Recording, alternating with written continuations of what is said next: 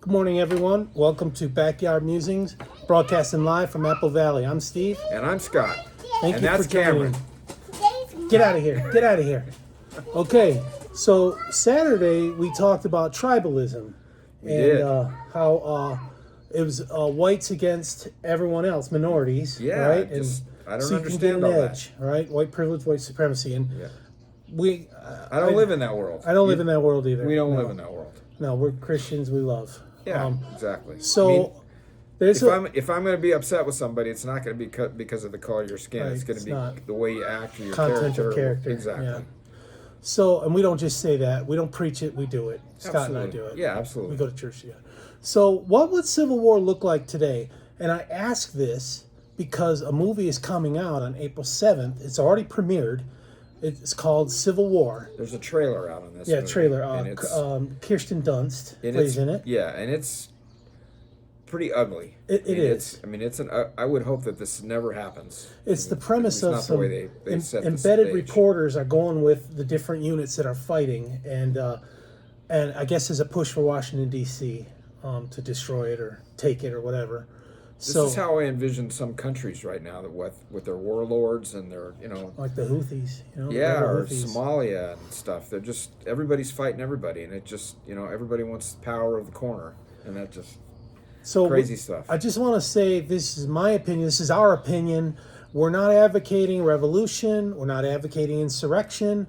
We're just taking a look at what is happening in the United States and what could happen and how it could happen. We're not advocating anything. We're opining.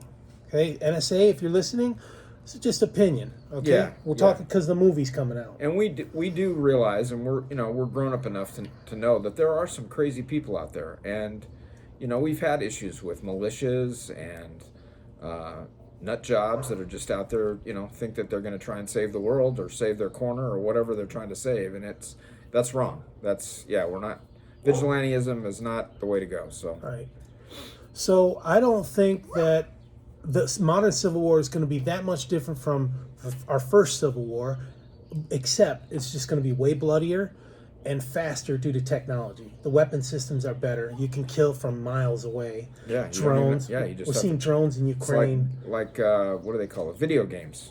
Yeah, right? Yeah. Same type of deal, right? Drones can fire rockets. And Yeah, you've got helicopters now and sitting in your living airplanes, room firing real rockets and stuff. It's crazy. Yeah, and we're watching in real time how Ukraine is using drones to precision strikes against Russian emplacements. We're seeing that real time. Yeah, and unfortunately, you bring that up. They're up Technology. in the ante, and Russia is going to up the ante. I heard somebody say the other day that it could definitely lead to nuclear war. I mean, they could say enough is enough. We're going to take this to the next level. That is just that's nuts stuff. Again, this is something I read. It's not my opinion. I don't want that at all. So So I've listened to Victor Davis Hanson. We're believers. We like Victor Davis Hanson. VDH. Yep. Yeah, and he was saying that it's not going to be North versus South or red versus blue, which I differ. I think it'll be red versus blue, but he likens it to a cultural revolution, like the French Revolution. The culture is just changing, which is true. Our culture is changing. But I think that the gunpowder, the straw that's going to break the final back is red versus blue. So how do we get to this point? Saturday we spoke about tribalism. It's getting worse every day. East California wants to break away from coastal California. There were several proposals where we break into 3 or break into 2. Right. Eastern Oregon wants to break off from Western Oregon and become part of Idaho. Right. I don't think that's possible in the Constitution. You have to have your own state. You can't merge with another state. Like the Upper Peninsula could break away because it'd be its own state. So, and then Democrats want Washington, D.C. and Puerto Rico to become states in order to add more Democrat senators and potentially Democrat representatives. They would each get one, depending on their population. Not good. Yeah. So I can imagine a scenario in this election cycle, November 2024, where there are shenanigans with voting being the straw that breaks the camel's back and people rise up. Now, I'm going to caveat this is I think whether Trump wins or whether Biden wins, it's going to be a powder keg, right? If Biden wins, probably because of shenanigans, you're not going to have people going to the Capitol. You're going to have people going to their state capitals and out in the streets, right? And if Trump wins, right, you're going to have some representatives say he's illegitimate, he can't, we're not going to vote for him, or we'll see mostly peaceful protests where things get burned down. I was going to say, you're going to see Antifa and BLM and some of these other organizations, not Bureau of Land Management, BLM, the other BLM, just go crazy on steroids probably, because they're going to be funded by more money than they saw before. Yeah. So I said red versus blue is what I think. States' rights versus federalism. Because a lot of people think the federal government has overreached and overregulated and trying to control everything that we do. And we talked a little bit about that.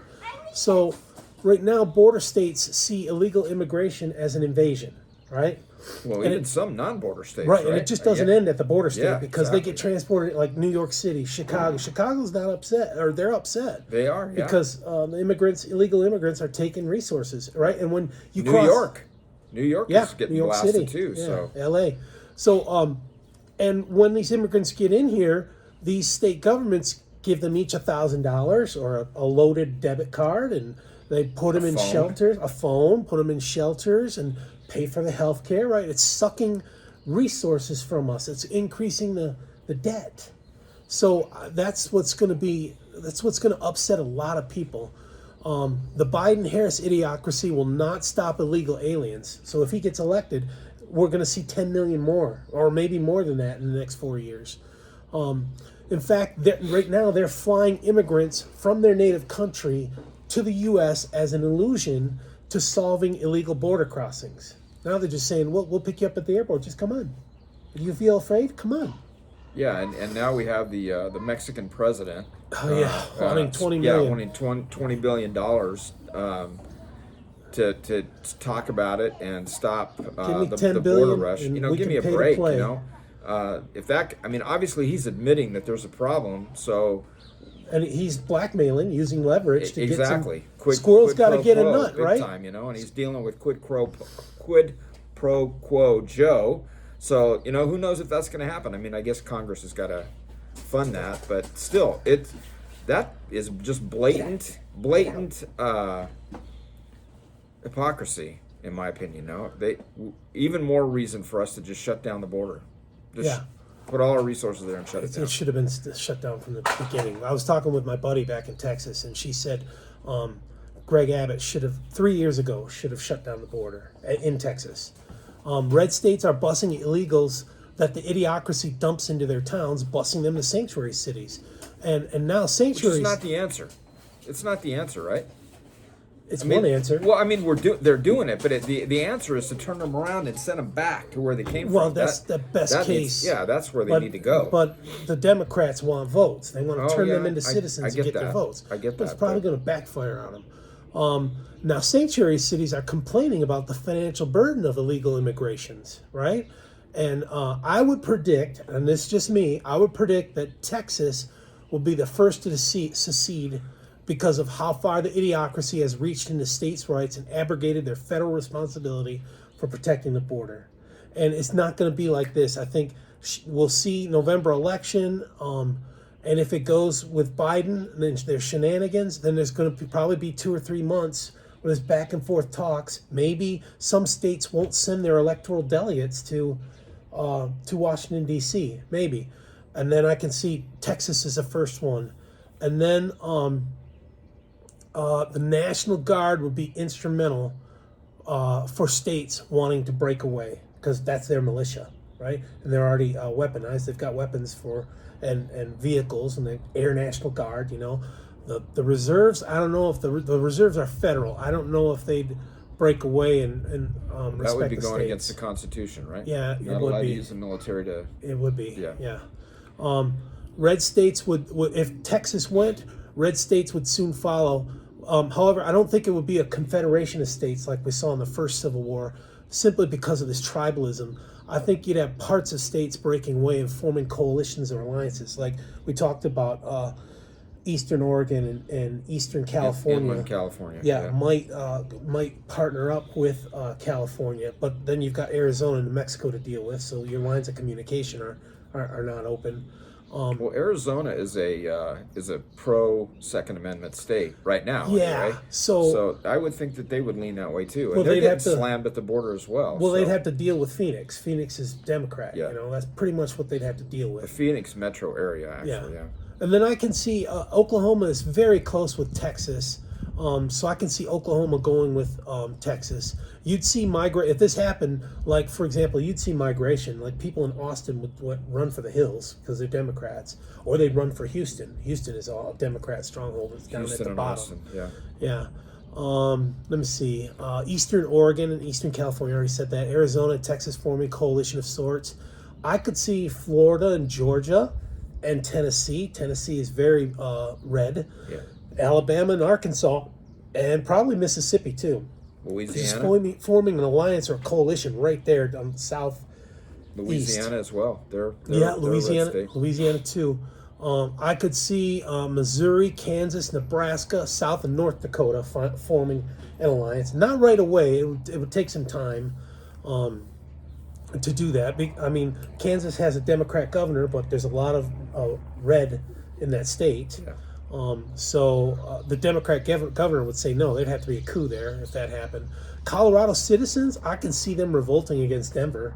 Denver would be a holdout. And then you've got the academy and you've got Fort Carson. All these forts and all these installations would have to be dealt with by the states because they would be getting orders from the Pentagon to circle the wagons and defend, and then to go out and secure areas of states. You know what I mean? So like Fort Hood, which is Fort Cavazos right now, Fort Bragg, which is Fort Liberty, Fort Benning, Fort Huachuca, Fort Irwin, Fort Carson. You'd all have to deal with that. That's got to be dealt with right away. And then you have to do something with ports, so you could secure ports to get, trade out and trade in for these coalitions. The East and West Coast would stand with the United States of America. I can see Hawaii, Alaska, Idaho, and Utah remaining neutral. I don't see them, or going USA. I don't see them breaking away with insurrection. I just don't, because the lower 48 is isolated from Hawaii and Alaska, so Right. they're out of the picture. And Idaho and Utah, Latter-day Saints, I don't think that they would. And a couple of I don't think they pro would. Second Amendment states.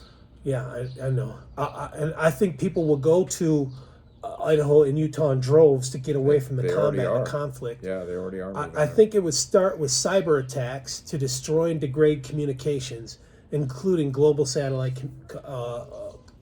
communication satellites. Well, not necessarily start. Texas would pull away, and then they realize they got to disrupt communications, and then they do that. Simultaneously, I think there'd be a fight to capture blue cities and red state, blue cities in red states like Austin, Houston. Why not? Phoenix, Why not just Denver. let them wallow in it? That's what I say. What Then do you you want? have What do you want there? well then you'd have federal troops coming in, landing at the airport, and now you've got USA troops fighting against the partisan guerrillas, whatever you want to call them, the secessionists, whatever. Like I said, red states would need to capture the installations right around San Antonio. There's like 4 or 5 air bases, and then there's Fort Sam Houston, big medical base. Travis Air Force Base in Northern California. It'd be really bloody. The naval installations in Florida and Central Command, they've got a rear detachment there. I don't think federal forces would allow their installations to be overrun because they've got weapon systems, they've got ammunition, especially like the 1st Cav is at Fort Cavazos. I think 4th Infantry Division is at Fort Carson, so they've got ammunition totally. Colorado. Yeah, and they're gonna keep the academy safe. So what happens at the academies? What happened back in the first Civil War? The chose cadets. sides. Yeah, the cadets came back to their states. They so chose sides. Yeah. is Texas? I mean, will Texas be divided? Kids from I say kids, they're young men and young women from Austin and Houston. Are they going to stay there, and the rest of Texas comes back, I don't know. I cannot predict that. But I think the rebellious factions would push to try and capture or destroy Washington, D.C. as a symbol of the federalism of the swamp. I think they do that. We're not starting off the week with a very fun topic. I know, but this movie's coming up, and it's compelling. You know, what would happen? We've got these things that are going on there leading up to it, you know? And I just wanted to delve into it. I get it. Yeah, I get it. So these rebellious factions, I don't think there would be one capital for because it's not North and South. I think you'd have the coalitions would have a capital, like maybe Tallahassee would be a capital there, and maybe I don't know if it'd be San Antonio or Austin. Probably Austin, because the capitals there would be the capital for that coalition. Did you ever see the movie with Kevin Costner called The Postman? No.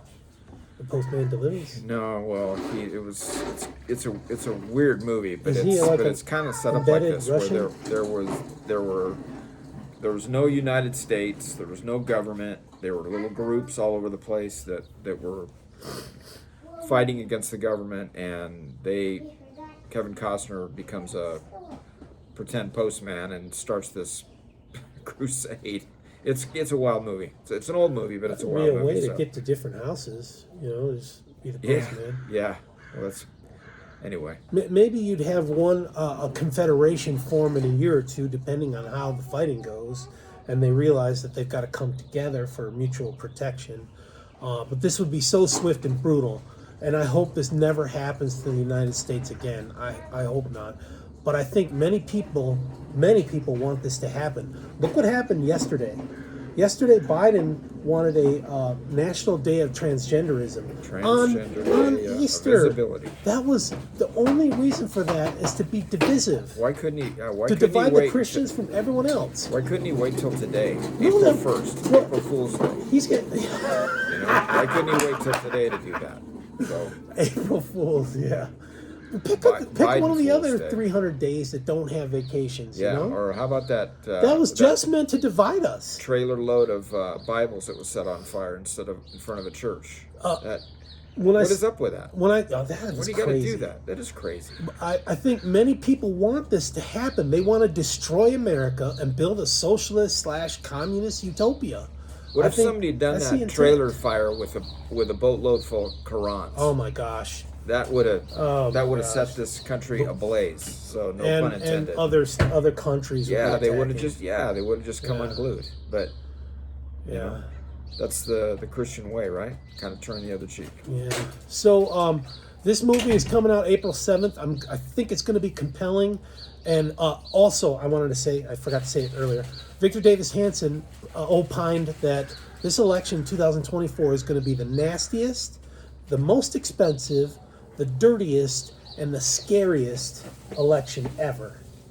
And I believe it. Well, like you said, you know, who knows? Whatever the outcome is, and we hope that it's one way, but there are a lot of people that hope that Biden gets reelected, and that's gonna be a trigger. I think if anything, the saving grace is that third ticket that will stop a civil war. Is that third ticket? Yeah. Because if it's just the two, then like a tinderbox, it'd blow up. And if you guys haven't ever listened to Mr. Hansen talk, he is the most calm, cool, collected man. He doesn't get riled up. He stays focused on the topic. He spills out the facts. I could listen to him for hours. Yeah. Reminds me of Thomas Sowell. Thomas who? Thomas Sowell. Oh, okay. Yeah, just really very smart man. Very smart man. So. Well, thank you for joining us today. Again, these were our opinions. We don't advocate fomenting rebellion or insurrection. This is just what we think it could look like in November, and it's awfully scary. Thanks for joining us. Yep. Have a great day. Thank you.